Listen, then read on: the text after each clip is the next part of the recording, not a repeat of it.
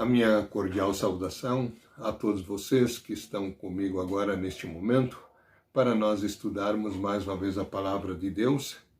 E hoje um assunto bem, como se diz, prático, assunto bem prático para a Igreja, a escolha dos primeiros auxiliares dos apóstolos em Jerusalém para um trabalho específico, também chamados de diáconos.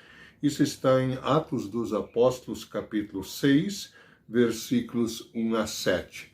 Que Deus Espírito Santo nos abençoe nesse estudo. Esse estudo, que são só 7 versículos, eu de propósito separei isso e não um capítulo inteiro, porque a partir do versículo 8 nós temos a história de Estevão, que nós vamos estudar semana que vem, que é muito interessante e temos muito a aprender com essa história, né? Então, Atos 6, 1 a 7, a escolha dos auxiliares ou os diáconos da igreja em Jerusalém. Nós podemos dividir esse nosso estudo de hoje em 4 partes. O problema, havia um problema ali na igreja. Qual é a missão? Qual é a missão dos apóstolos? Qual é a missão dos escolhidos para a solução desse problema? E então o fechamento, a parte final, que o Espírito Santo continuava abençoando e a igreja crescia cada vez mais. Aliás, por falar em crescimento, o texto começa dizendo: algum tempo depois, o número dos judeus que se tornaram seguidores de Jesus aumentou muito. Então, a igreja continuava crescendo. Essa é a estatística do Espírito Santo. E de repente surgiu um problema naquela igreja. Eles praticavam realmente o amor ao próximo, não da boca para fora, auxiliando as pessoas, especialmente um grupo, que são as viúvas, porque naquela época elas ficavam muitas vezes completamente desamparadas. Então diz esse texto que algum tempo depois, o número de judeus dos que se tornaram seguidores de Jesus aumentou muito, e os que tinham sido criados fora da terra de Israel começaram a se queixar dos que tinham sido criados em Israel. E qual era a queixa? A queixa deles era que as viúvas do seu grupo estavam sendo esquecidas na distribuição diária de dinheiro. É o seguinte, havia, de certa forma, 2 grandes grupos logo no começo na igreja. Os convertidos do judaísmo, mas que tinham sido criados fora de Israel, também chamados de helenistas. Por quê? Porque eles adotaram a cultura e a língua grega. Desde 300 e tantos antes de Cristo, do tempo de Alexandre Magno, a cultura grega ela se tornou, de certa forma, dominante. E aqueles que adotaram, muitos até por obrigação no começo, que adotaram essa cultura grega, sobretudo os judeus que viviam fora da sua terra, depois, voltando para Jerusalém, eles entravam em conflito com os judeus, os hebreus de Jerusalém, que mantiveram sua cultura e a língua materna, que era o aramaico. E aí sempre tinha uma tensão entre esses 2 grupos. Os hebreus de Jerusalém, os nativos, os raízes, digamos assim, com a língua aramaica, e os de fora, helenistas ou da cultura grega, que provocavam inclusive a raiva dos judeus lá de Jerusalém. E aí, dos 2 grupos surgiram os cristãos, foram se convertendo gente.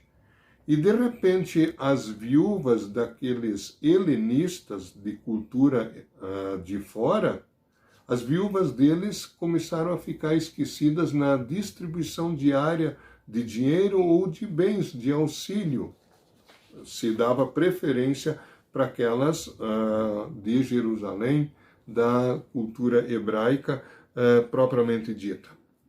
Isso chegou aos ouvidos dos apóstolos. Os apóstolos então disseram: olha, não é bom o que está acontecendo.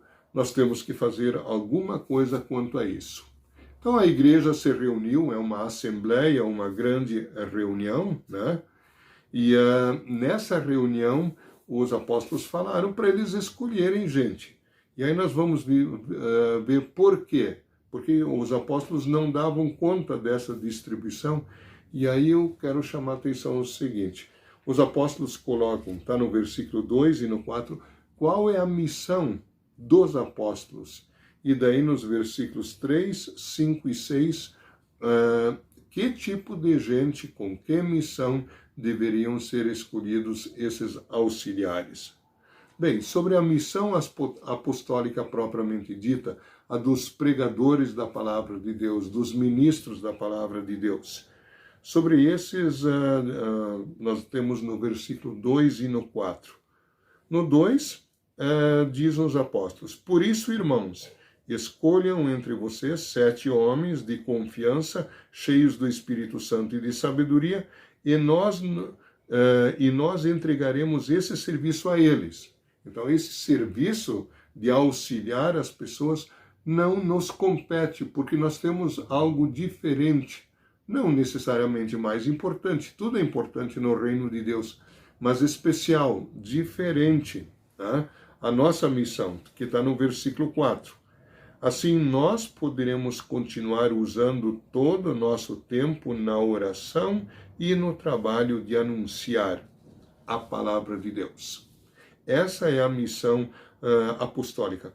O que não era bom eles fazerem, continuar fazendo o trabalho manual e o trabalho de auxílio das pessoas, assim, de uma forma mais prática possível.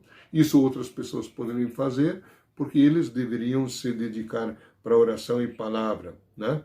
Depois dessa primeira geração dos apóstolos, essa função passou para os presbíteros e os bispos da igreja, em Atos 14 e 23, Atos 20 e 28, tem citações já nesse sentido.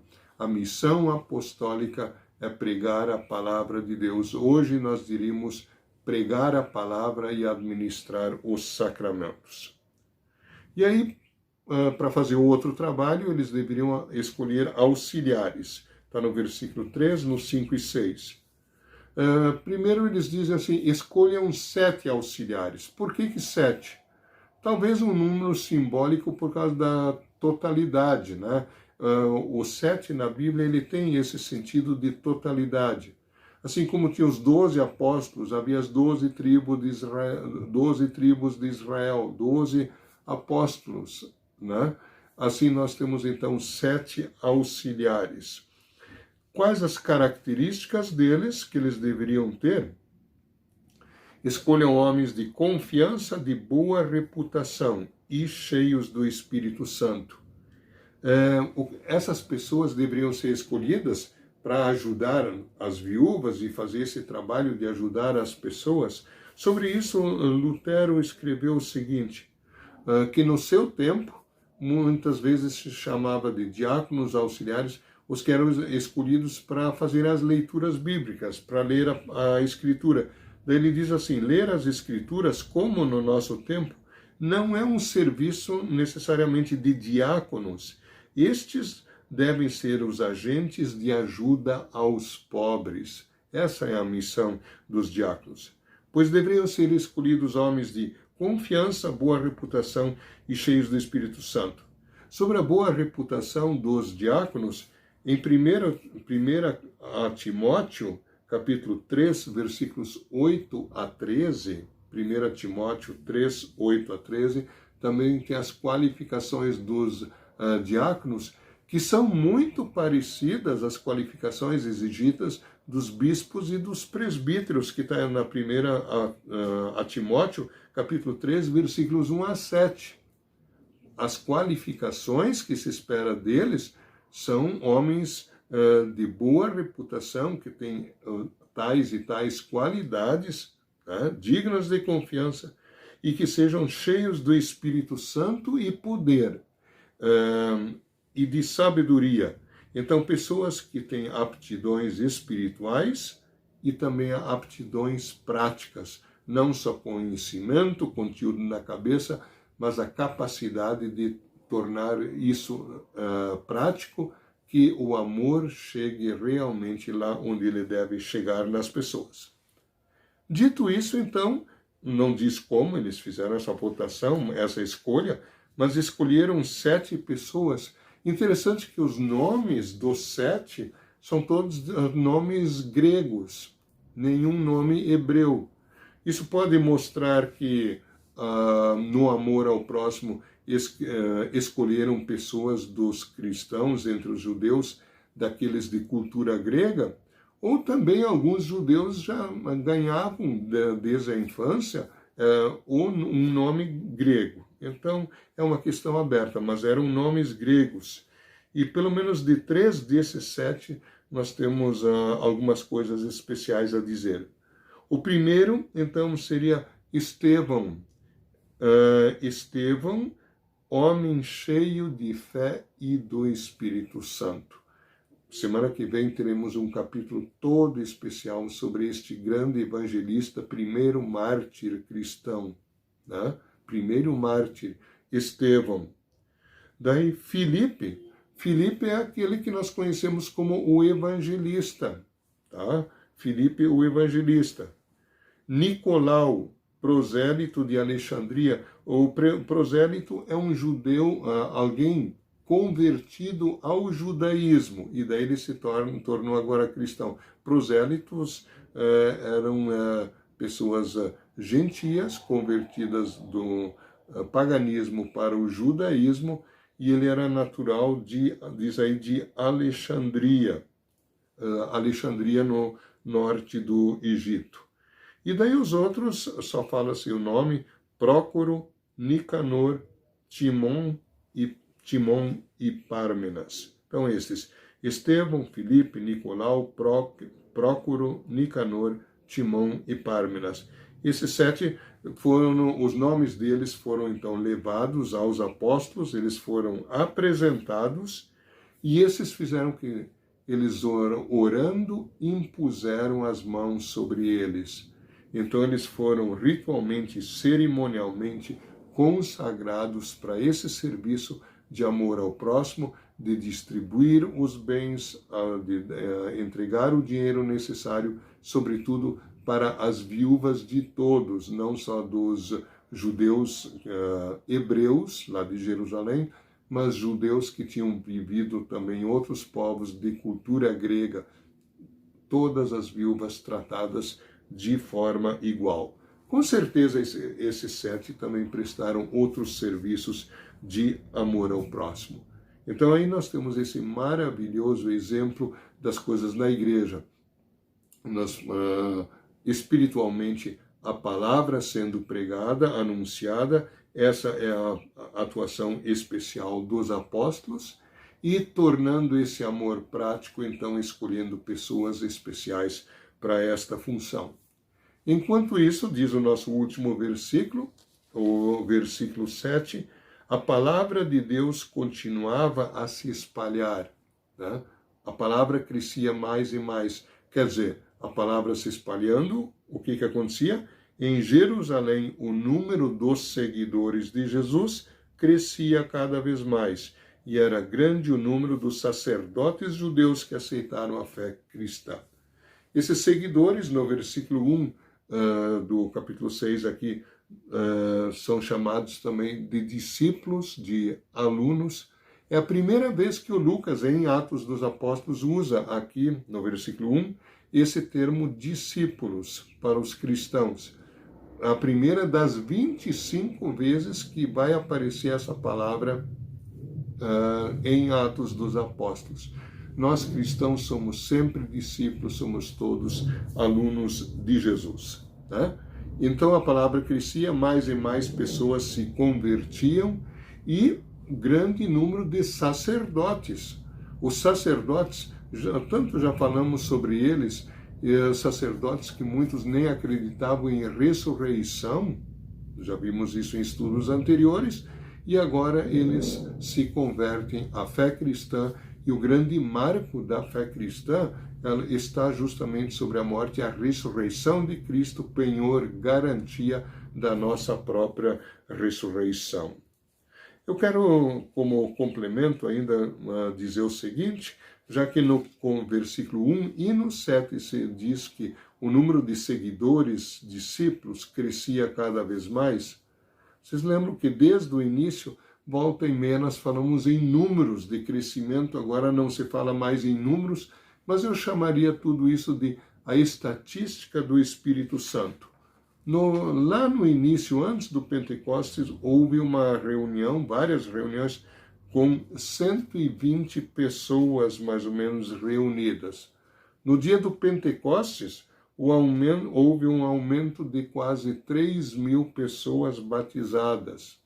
Alguns dias depois, depois da cura do coxo em Jerusalém, que deu uma série de contratempos para os apóstolos, chegaram a ser presos, aumentou o número dos crentes em Cristo para 5.000.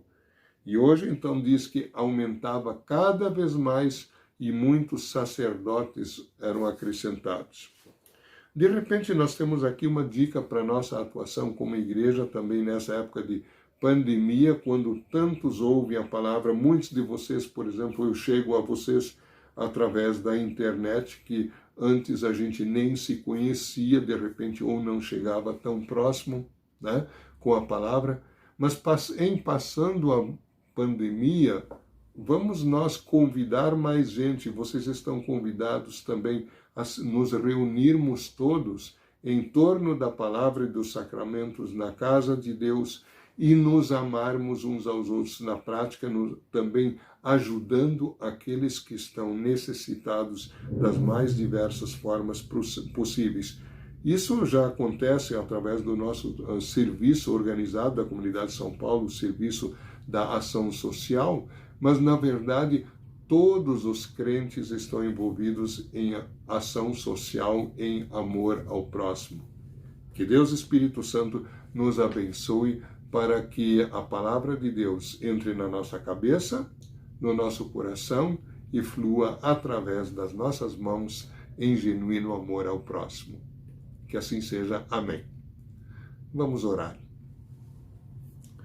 Senhor Jesus, muito obrigado por mais uma vez podermos meditar na Tua Santa Palavra. Muito obrigado porque nós temos esse registro pelo Espírito Santo, através do evangelista Lucas, dessa história tão bonita de como, à medida que os problemas surgiam, as soluções também eram encontradas.